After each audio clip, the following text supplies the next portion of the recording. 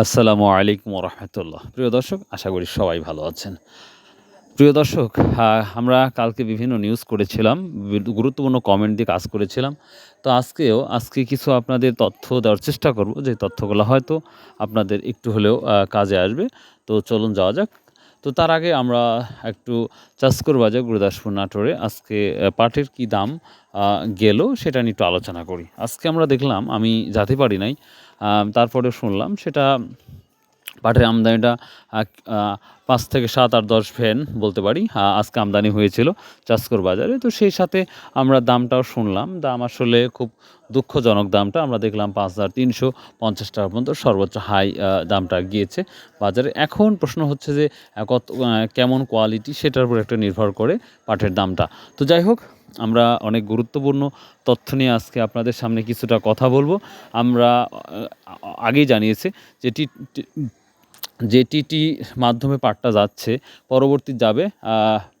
পরবর্তী যাবে আবার যে নতুন পাট, সেটা নিয়ে কিন্তু কথা অলরেডি বলেছি। তারপরেও কিছু মূল্যবান কমেন্ট আছে, একটু তথ্যগুলো আপনাদের সামনে প্রেজেন্টেশন করব। ইনশাল্লাহ সেই তথ্য হয়তো আপনাদের ভালো লাগবে। তো চলুন যাই একটু। একটা ভাই কমেন্ট করেছে, সব সিন্ডিকেটের কারসাজি।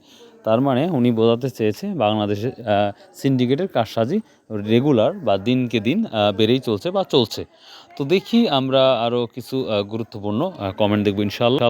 এখানে একটি বড় ভাই কমেন্ট করেছে, ভাই আমি সত্যি বলছি আমার ৬০০ মণ পাট আছে, আমি বিক্রয় করব, আমাকে ব্যবসায়ীদের যারা পাট কিনেছে তাদের নাম্বারটা ব্যবস্থা করে দেন দয়া করে। প্রিয় দর্শক ভাই, আমার ডিসক্রিপশনে মোবাইল নাম্বার দেওয়া থাকে, আপনি ইচ্ছা করলে আমাকে সরাসরি কল দিতে পারেন। আসলে কারো নাম্বার এইভাবে আপনাকে কমেন্টে দেওয়াটা খুবই কঠিন, এভাবে নাম্বার দেওয়াটা ঠিক হবে না। একটা ব্যবসায়িকের নাম্বার এভাবে দেওয়া ঠিক হবে না। যদি প্রয়োজন হয় আমাকে কল করে হয়তো নেওয়ার ব্যবস্থা করতে পারেন, বাট এভাবে নাম্বার পাবলিক করে দিলে ওনার খুব কষ্ট হবে, ওনাকে কল করতে পারে, বিরক্ত বোধ হতে পারে। তো আপনাকে অনেক অনেক ধন্যবাদ। এখানে একটি ভাই কমেন্ট করেছে, আসসালামু আলাইকুম ভাই, আমি একটা জিনিস বুঝতে পারছি না, যখন বশির সাহেব ছিল তখন ইন্ডিয়াতে ছিলাম ১৫,০০০ কুইন্টাল, তখন বাংলাদেশ ছিল ৫,৫০০ থেকে ৫,৭০০ বাজার। এখন বর্তমান ইন্ডিয়াতে বাজার ১৬ থেকে ১৮,০০০ টাকা কুইন্টাল, তবে সে তুলনায় বাংলাদেশে আরও ৩০০ টাকা কম বাজার। এখন বর্তমান ৭,০০০ টাকা মন হলে বাজার ঠিক থাকে, কারণ ইন্ডিয়াতে ১৮,০০০ টাকা কুইন্টাল। দেশকে বাঁচান, এই সরকারকে দৃষ্টি আকর্ষণ করছে, কৃষক বাঁচান। খুব সুন্দর একটি কমেন্ট করেছেন এমডি আব্দুল তৌহিদ ভাই, মেবি ভাই আপনি সুন্দর একটি কমেন্ট করেছেন। আসলে এটা একটা দুঃখজনক একটা ব্যাপার যে এই মুহূর্তে ইন্ডিয়াতে পাটের দাম একটু পজিটিভ, আর সেই ক্ষেত্রে আমাদের বাংলাদেশে আরও ২-১০০ টাকা কমতি আমরা বিভিন্ন বাজার দেখতে পাচ্ছি। সে তুলনায় সত্যি দুঃখজনক, অনেক দুঃখজনক। তো এবার যে কমেন্টটা পড়বো বা আপনাদের দেখাবো সেটা কিন্তু আরও গুরুত্বপূর্ণ কমেন্ট।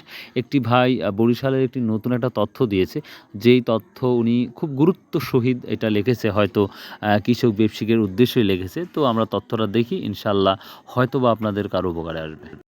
দেখুন, এখানে একটা কমেন্ট করেছে, খুলনা শিপার ও ঢাকার শিপারের মধ্যে যারা ভারতের ব্যবসায়ীদের টিটির টাকা বাংলাদেশ ব্যবসায়ীদের নামে পাঠিয়েছে, তাদের প্রত্যেকেই ভারতের ব্যবসায়ীদেরকে টিটির টাকা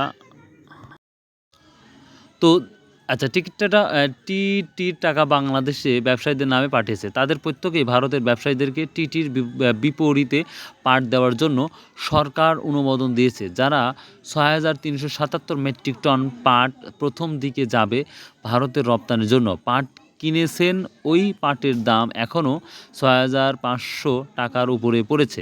আমি খুলনার অনেক শিক্ষার সাথে কথা বলেছি, শিপারের সাথে কথা বলেছি, যারা বাংলাদেশের মিল মালিকদের নিকট বিক্রি করবে না, এটা ১০০% শিওর।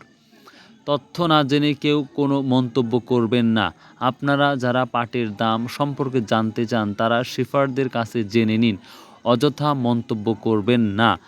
আমার এই বড় ভাইটা মেবি